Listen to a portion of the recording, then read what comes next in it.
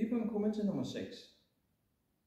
Man går ned, Senko Tsudachi, Jodan Uke, herfra. Så træder man frem, Kibadachi, håndpindslag på modstanderens overarm herfra. Og det er faktisk lidt vigtigt. Lad være med at lave pludselige ekstra bevægelser, men gå direkte herfra ud i et andet niveau, håndpindslag på halsen af modstanderen. Det er, hvor styrken kommer fra. Det er ikke ved, at man trækker armen ind.